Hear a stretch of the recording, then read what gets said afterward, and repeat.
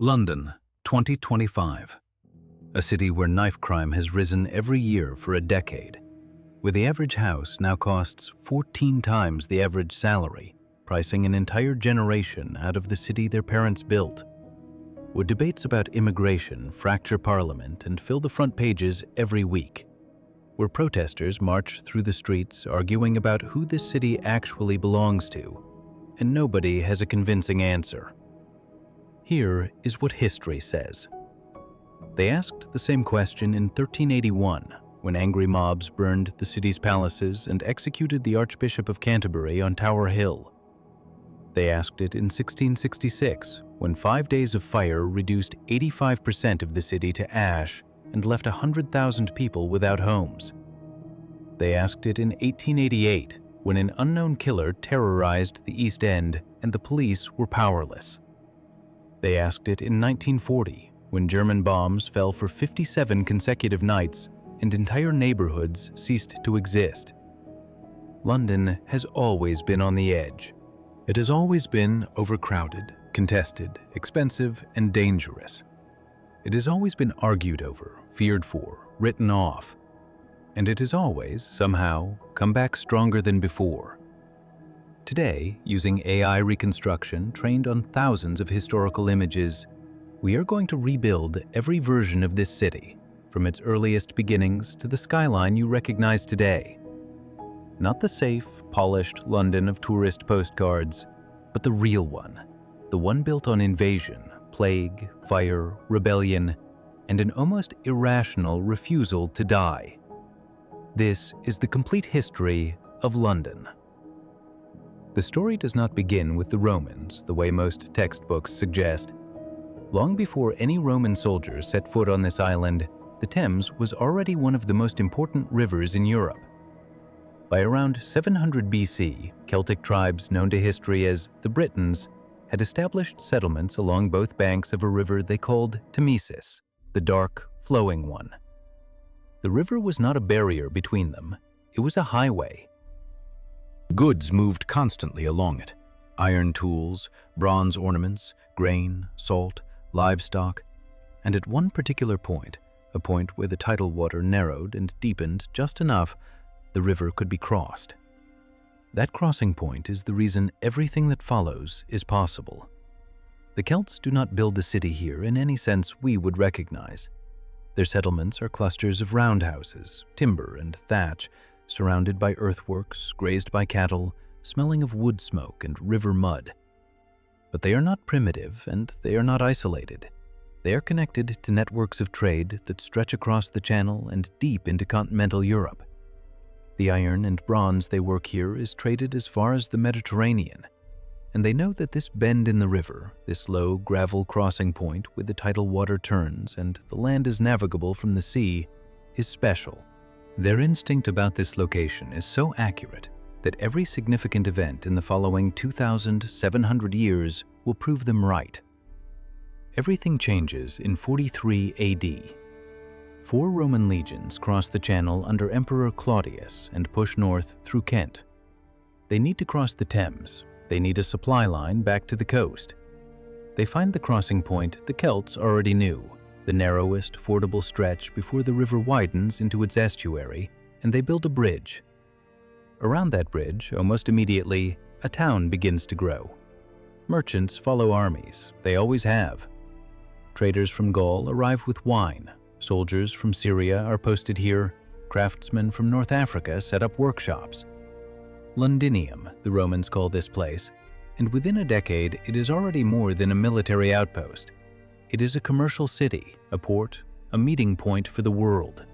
By 60 AD, Londinium has perhaps 30,000 people, a forum at its center, warehouses along its waterfront, and enough prosperity to attract enemies. Queen Boudicca of the Iceni tribe has watched the Romans humiliate her family and tax her kingdom into poverty.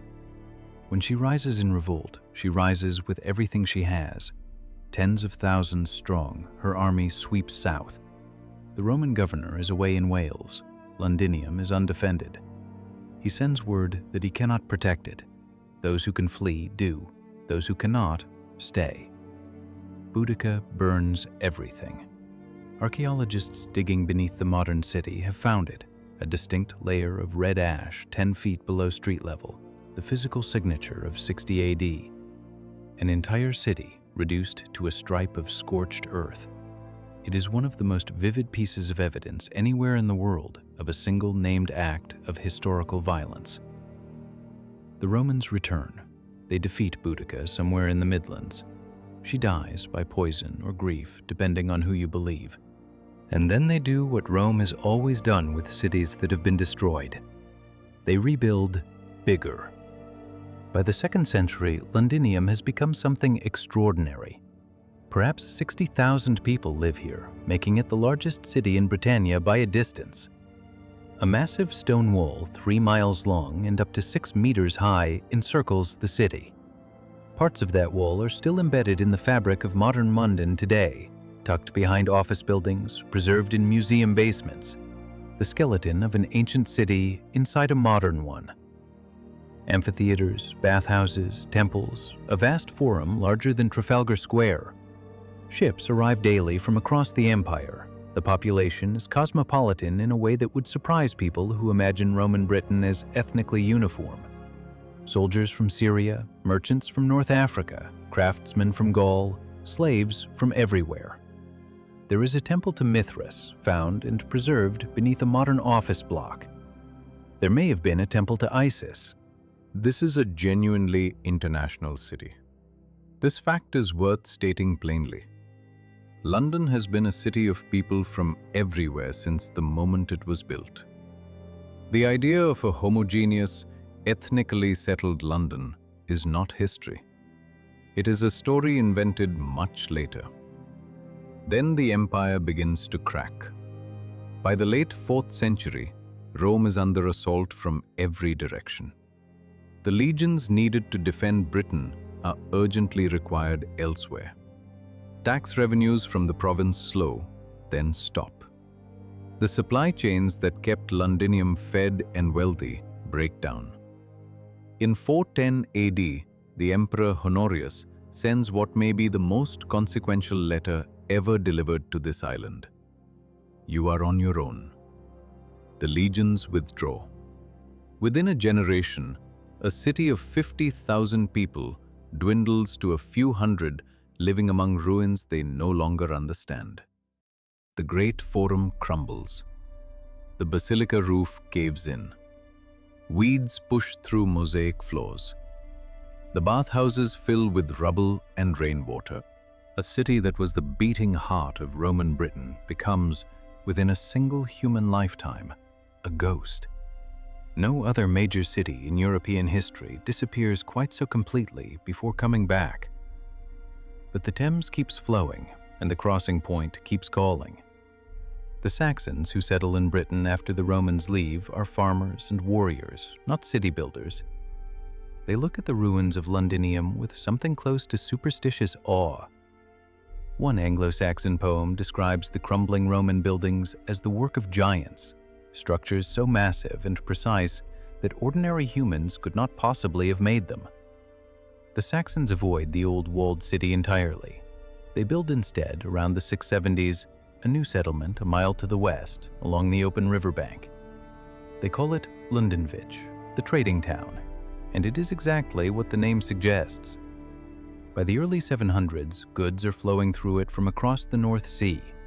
Amber from the Baltic, millstones from the Rhineland, fine pottery from France. At its peak, Lundenwic may have 8,000 people, not large by Roman standards, but alive and thriving. Its main commercial street runs roughly along what is now the Strand.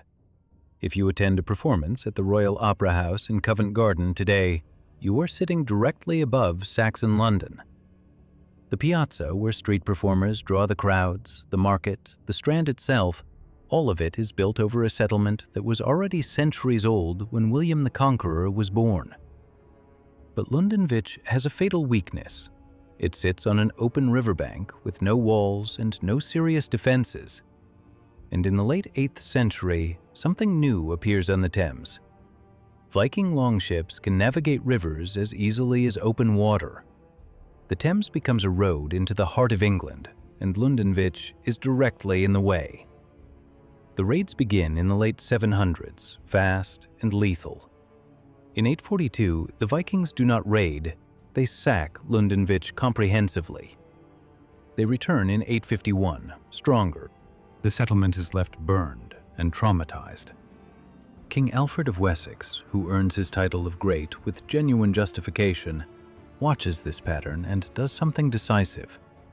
In 886, he retakes London from Danish forces and makes a strategic choice that shapes everything that follows.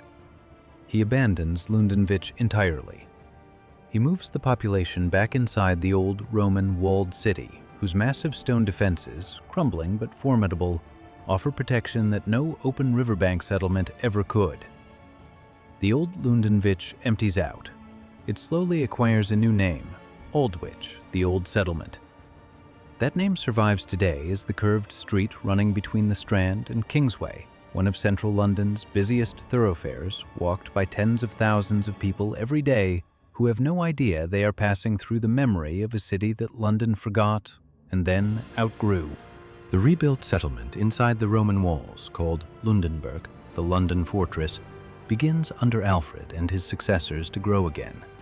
The street plan that develops inside those walls will, remarkably, survive essentially intact for the next 1,000 years. The city of London today still follows roads that Alfred's citizens walked in the 9th century.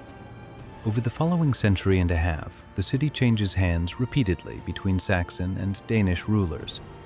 In 1016, King Canute, the Danish king who allegedly commanded the tide as a demonstration of the limits of royal power, makes London his capital. It is already, by any measure, the most important city in England. When Edward the Confessor becomes king in 1042, he makes one quietly consequential decision. He builds his great church, Westminster Abbey, not in the city, but a mile to the west, on a marshy island in the Thames, and he builds his palace beside it. From that moment, London divides itself between two distinct centers. The City of London, commercial, independent, fiercely defensive of its privileges, and Westminster, the seat of royal and later parliamentary power. Two cities grown together, with very different histories and very different ideas about who is actually in charge. That division has never fully resolved. Harold Godwinson is crowned King of England on the day Edward dies in January 1066. Across the Channel, William, Duke of Normandy, who claims Edward promised him the throne, is preparing his response. In September, Harold must march north to defeat a Norwegian invasion at Stamford Bridge. He wins convincingly. He has barely caught his breath when news arrives that William has landed in the south with 7,000 Norman soldiers. Harold rushes his exhausted army south. On October 14th at Hastings, the two forces meet. By nightfall, Harold is dead, and England has a new master. William is crowned at Westminster Abbey on Christmas Day, 1066. But he does not trust London. Its citizens supported Harold. Its wealth makes it dangerous. He builds fortresses to control it, the most significant of which, on the eastern edge of the old Roman walls, becomes the Tower of London. The White Tower, its central keep, is a statement in stone that is impossible to misread. 90 feet high, walls 12 feet thick in places, it dominates a city built mostly of timber. It says in the clearest possible architectural language that the Normans are here, and they are permanent, and they are in charge. The tower will serve as palace, prison, treasury, execution ground, and royal menagerie over the following centuries. It is still standing today, and it is still used as a prison, technically, for state occasions. Under Norman and Plantagenet rule, London grows at a pace that earlier generations would have found unimaginable. By 1100, the population is perhaps 15,000. By 1200, closer to 40,000. By 1300, it may reach 80,000. The merchant guilds that control the city's trades become extraordinarily powerful. So powerful that when the barons force King John to sign Magna Carta in 1215, they need London's support to make it stick, and London extracts its price: the right to elect its own mayor, protection from arbitrary royal taxation. The foundations of the city's peculiar legal independence, which survive in very strange forms to this day, are laid in that muddy field by the Thames. London Bridge, rebuilt in stone between 1176 and 1209, becomes one of the wonders of medieval England. It takes 33 years to build. Shops and houses line both sides, upper floors overhanging the water on wooden brackets. There is a chapel, a drawbridge, a water wheel, and at the southern gate, periodically, the heads of traitors are displayed on spikes. For over 600 years, this is the only way to cross the Thames in London on foot. Then, in 1348, the world changes without warning. Ships docking at English ports bring something no physician can name and no prayer can stop. The Black Death, Yersinia pestis, carried by fleas on rats, moves across England with terrifying efficiency. It reaches London in autumn and tears through its overcrowded, inadequately drained streets with the speed of fire in dry grass. At its peak, the plague is killing 200 people a day in London. The wealthy flee to their country estates. Everyone else stays. Bodies accumulate faster than they can be buried. Mass graves are opened in fields outside the city walls. When the disease finally slows in 1349, perhaps half of London's population is dead.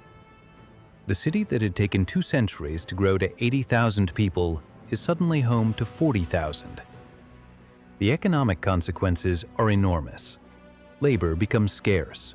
Survivors can demand better wages, better conditions, better treatment. The rigid feudal hierarchy begins to crack. The men and women who do the work of the city discover, slowly and then with gathering speed, that they have power. Some of them decide to use it. In 1381, a new poll tax, flat and indifferent to wealth, pushes the rural poor past breaking point. From Kent and Essex, tens of thousands march on London under a leader named Wat Tyler. They are not rioters, they are organized. Their demands are precise: an end to serfdom, the right to rent land at fair prices, the abolition of the laws that keep the poor poor. London opens its gates. Sympathizers inside let them in. The Savoy Palace, home to the most powerful nobleman in England, is burned to the ground. The Tower is stormed. The Archbishop of Canterbury is dragged out and beheaded on Tower Hill. The 14-year-old king, Richard II, rides out to Smithfield to meet Tyler face to face. Tyler is killed by the mayor of London in circumstances that remain disputed. Richard rides forward alone to the leaderless crowd and tells them he will be their leader now. The promises he makes are not kept. The leaders are hunted down and executed. The revolt fails by every conventional measure. But the ruling class of England has been genuinely shaken. The common people of London have discovered their collective power. They will not forget it for very long. By 1500, London has climbed back to roughly 50,000 people. Then, something extraordinary happens. The city explodes. By 1600, the population is 200,000. By 1650, nearly 400,000. London has become the largest city in Europe, and it has achieved this in a single century. The trigger is Henry VIII. His break with Rome in the 1530s, driven by his determination to divorce Catherine of Aragon against the Pope's wishes, has consequences that no one fully anticipates. He closes every monastery and religious house in England. In London, the monasteries own vast tracts of land: Clerkenwell, Holborn, Southwark, great swaths of the city locked in church ownership for centuries. Henry seizes all of it. Then he sells it. The land rush that follows transforms London's geography overnight. Whole new neighborhoods develop on former monastery grounds. The city spreads far beyond its medieval walls for the first time. Under Elizabeth I, London becomes the cultural capital of Northern Europe. The Globe Theatre opens on the South Bank in 1599. Shakespeare is staging Hamlet, Othello, and King Lear for audiences that mix grocers and aristocrats in the same yard. The English language is being reinvented in real time in these wooden theaters beside the Thames. Meanwhile, the East India Company, chartered in 1600, begins the commercial expansion that will eventually become an empire. But the prosperity has a shadow. In November 1605, a group of Catholic conspirators attempt to detonate 36 barrels of gunpowder beneath the Houses of Parliament during the state opening. Guy Fawkes is found in the basement before the fuse is lit. The conspirators are executed with medieval brutality. London's Protestant establishment has its propaganda for a generation. The bonfires, lit every November 5th to mark the failure of the plot, will burn across England for the next 4 centuries. The deeper conflict cannot be settled with gunpowder. Between royal authority and parliamentary power, between Anglican ceremony and Puritan simplicity, tension builds for decades until it becomes a war. In 1642, the English Civil War begins. London is Parliament's city. When Charles I attempts to arrest 5 members of Parliament, they are hidden by their colleagues and the king leaves the city. He never returns as a free man. On January 30th, 1649, Charles I is executed outside the banqueting house in Whitehall. A large crowd watches in silence. When the axe falls, an eyewitness records, "A groan went through the crowd the like of which I never heard before." Oliver Cromwell rules England as Lord Protector. He closes the theaters, he bans dancing and gambling, he regulates Sunday with Puritan rigidity. London endures him with the studied patience of a city that has endured worse. When Charles II is restored in 1660, the city celebrates with 11 years of compressed relief. The theaters reopen, women appear on stage for the first time in English theatrical history. The streets fill with music and noise. London exhales. 5 years later, it is hit with plague and fire. The plague of 1665 moves through London's overcrowded streets with terrifying speed. At its peak, 7,000 Londoners are dying every week. The wealthy leave. Samuel Pepys, who stays and writes it all down, describes watching carts collect bodies before dawn. By the time the cold slows the disease, perhaps 100,000 people are dead, a quarter of the city's population. London is still reeling when, on the night of September 2nd, 1666, a small fire breaks out in a bakery on Pudding Lane near London Bridge. It has been a hot, dry summer. An east wind is blowing. The timber houses, their upper floors overhanging the narrow street, their thatch dried to tinder, ignite one after another faster than any man can run. Within hours, the fire is beyond control. For 4 days, London burns. 85% of the walled city is destroyed. 13,000 houses, 87 churches, including the medieval St. Paul's Cathedral that had stood for 5 centuries, the docks, the warehouses. 100,000 people are left without homes. Samuel Pepys buries his wine and Parmesan cheese in his garden. A man watching from across the river sees nothing to the horizon but fire. Christopher Wren, the brilliant architect who survives the fire, proposes a completely new city. Wide boulevards, rational piazzas, classical order imposed on medieval chaos. The plan is almost completely rejected. Property rights are too complicated. The need to rebuild is too urgent. London rebuilds itself roughly where it was, on the same medieval street lines, but now in brick and stone instead of timber and thatch. Fire will never take the city that way again. Wren builds 52 new churches in the ruins of the old ones. The greatest of them, St. Paul's Cathedral, takes 35 years to complete. The dome that rises above it becomes the defining image of the London skyline for the next 3 centuries. It is still there today. The London that rebuilds itself after the Great Fire is a different kind of city, more rational, more permanent, and increasingly aware of its own importance. The coffee houses that open throughout the early 18th century become something unprecedented.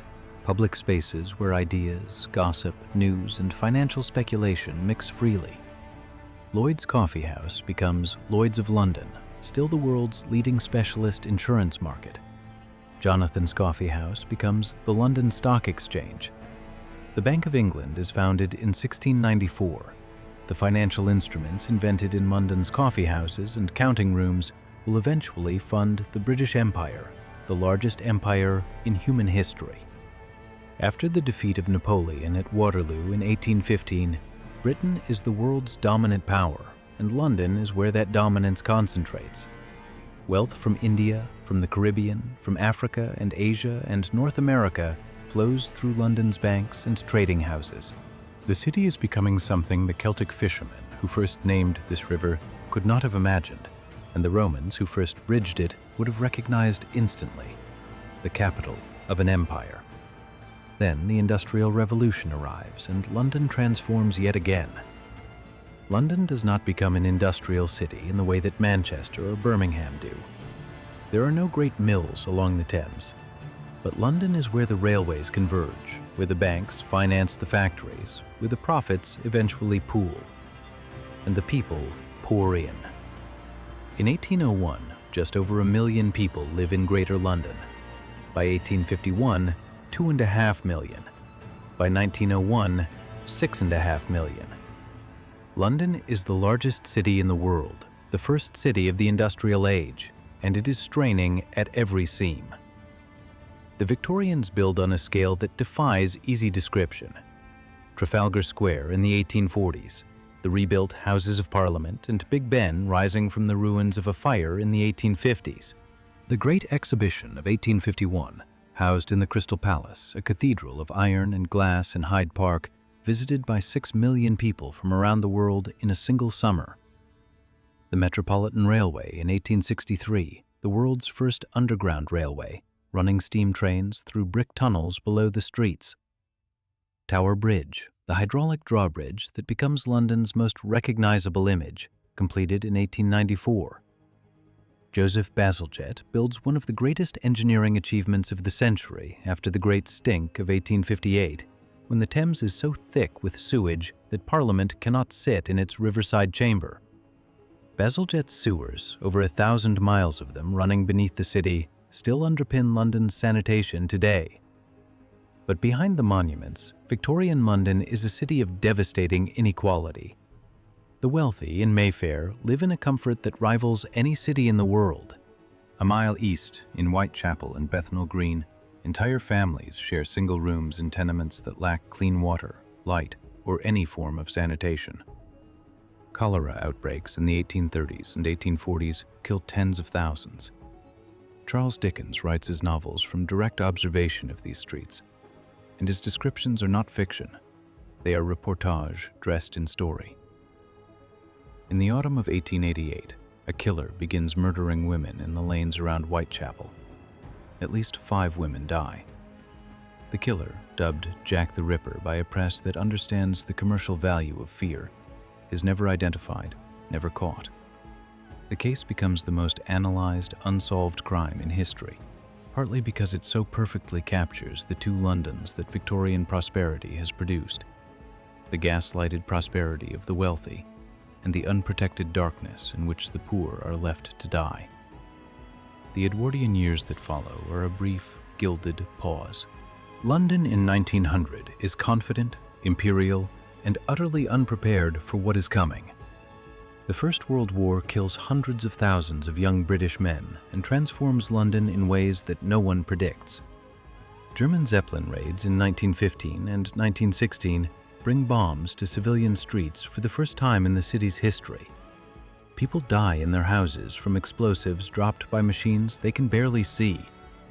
It is a rehearsal, though no one knows it yet, for something much worse. The war ends in November 1918. London is exhausted, bereaved, and beginning to understand that the certainties of the Victorian age are gone. The empire still exists, the money still flows, but the confidence that made both possible has been buried in Flanders. On September 7, 1940, the German Luftwaffe begins what will become 57 consecutive nights of bombing attacks on London. The Blitz is an attempt to break the city's will and force Britain to negotiate. It fails, but not before it kills more than 43,000 Londoners and damages or destroys 1 million buildings. Entire neighborhoods in the East End, in Southwark, in the Docklands are leveled. Families spend nights in underground stations, in Anderson shelters in their gardens, listening to the rhythm of explosions walking across the city. Hundreds of thousands of children are evacuated to the countryside. St. Paul's Cathedral survives, standing through the destruction of everything around it. A photograph taken on the night of December 29, 1940, shows the dome rising through clouds of smoke above the burning city.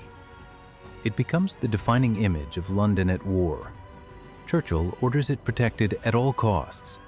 The photograph becomes a symbol understood across the world of a city that will not be broken. When the bombing finally stops in May 1941, London is a city of ruins. But it is also more equal than it was before the bombs fell. The Blitz makes no distinction between rich and poor. The shared experience of survival creates something fragile but real, a sense that London belongs to everyone who endures it. The London that emerges from the Second World War is broke, bomb-damaged, and stripped of empire. India gains independence in 1947. Other colonies follow quickly. Rationing continues until 1954. A great smog in December 1952, coal smoke trapped by temperature inversion over the city, kills 12,000 people in 5 days. The city that ruled a quarter of the world is gasping. But something else is happening. In June 1948, a ship called the Empire Windrush docks at Tilbury carrying 492 passengers from Jamaica and the Caribbean, invited to Britain to fill labor shortages. They are British subjects with every legal right to be here. What they find is a country not entirely sure how to receive them. Boarding houses turn them away. Employers offer lower wages. They stay anyway. They are followed by hundreds of thousands more. From the Caribbean, from India and Pakistan, from Bangladesh, from Africa, eventually from every corner of the world. They build the National Health Service. They drive the buses. They staff the schools. They transform the food and the music and the language of the city. They make London what it is today. And this process of transformation, which some see as enrichment and others as disruption, has been happening in London since the Romans built their first bridge. The 1960s bring something unexpected. Swinging London, the newspapers call it.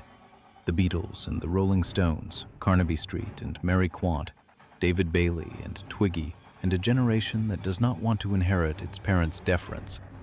For a few years in the middle of the decade, London feels young in a way it has not felt since Shakespeare was writing plays a few streets from the river.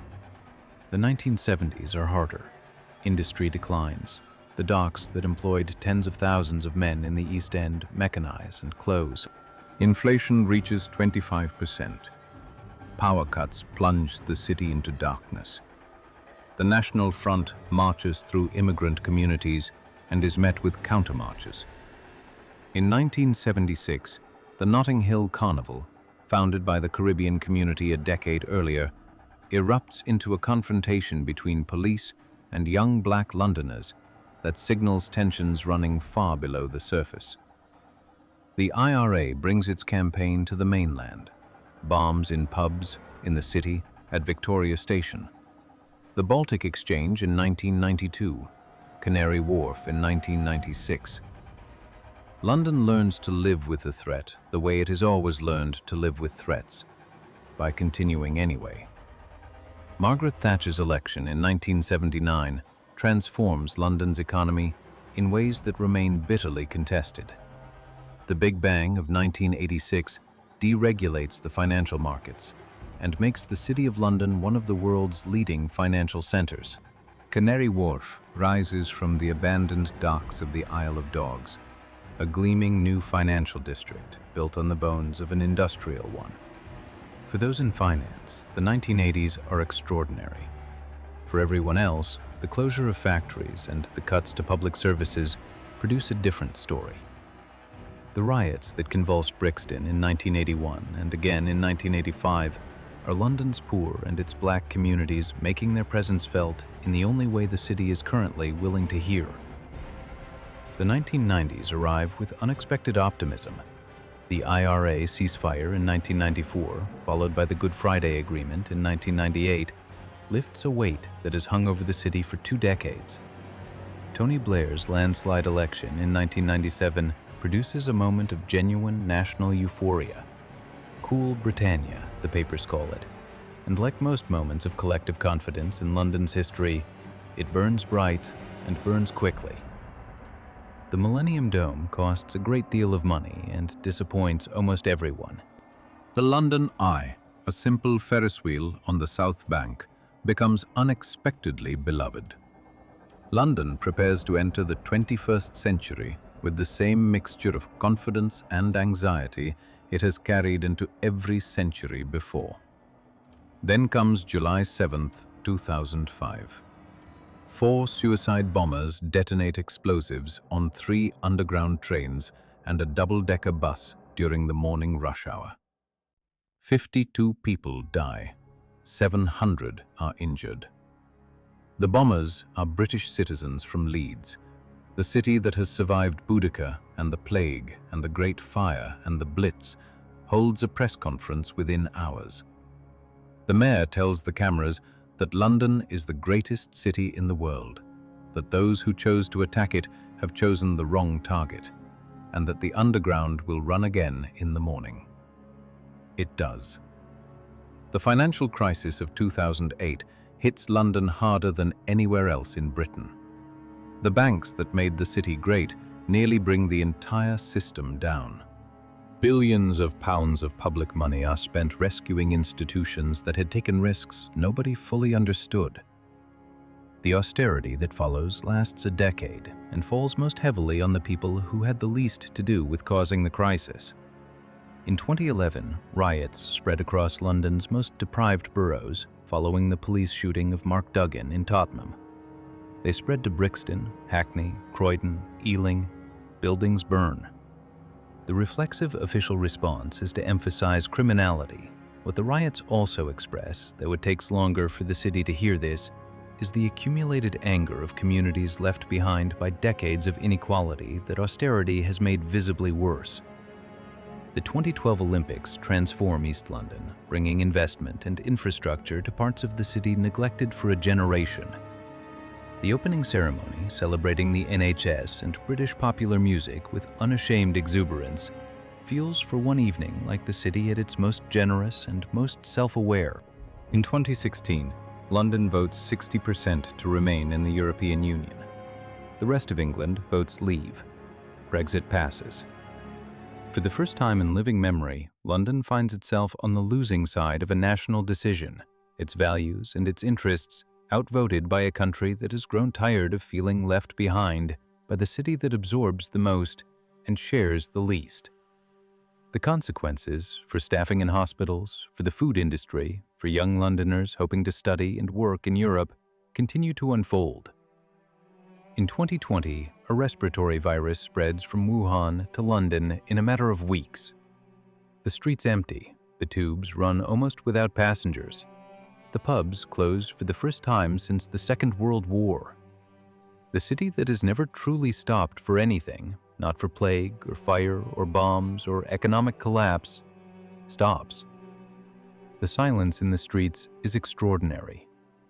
It is also, in its way, a reminder of what London actually is.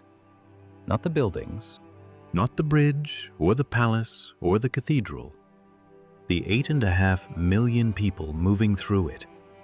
Without them, it is just stone and steel beside a river. London in 2025 is a city arguing with itself about what it has become and what it should be. Housing costs have placed ownership beyond most people under 40. Knife crime statistics are bad and worsening in some boroughs. The question of who London is actually for, the generations priced out of their own city or the global wealthy buying it up street by street, has no simple answer. But this argument is not new. It has never been new. The Roman merchants argued with the legionaries about who controlled the waterfront. The Saxons argued with the Danes about who controlled the crossing. The guilds argued with the king. Parliament argued with the monarchy until it removed the monarchy's head.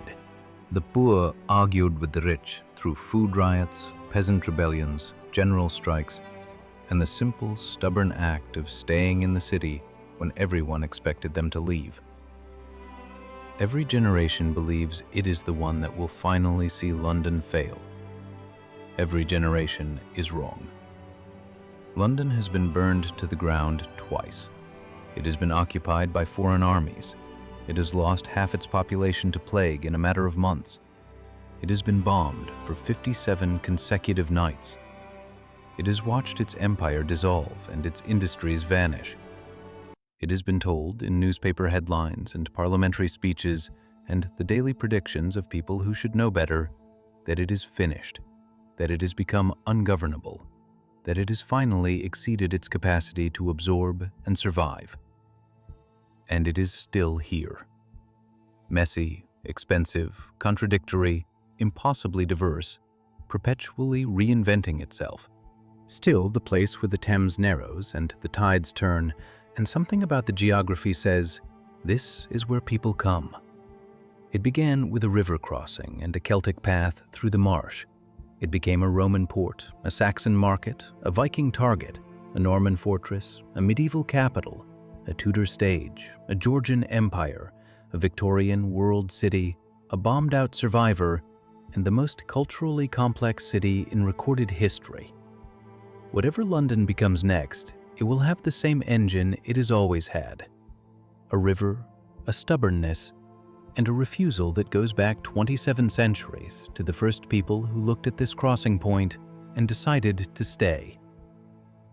If you have enjoyed this journey through London's extraordinary history, please subscribe to the channel. We reconstruct the world's great cities, era by era, frame by frame. Every week, a new city, a new story. As always, we will see you in the past.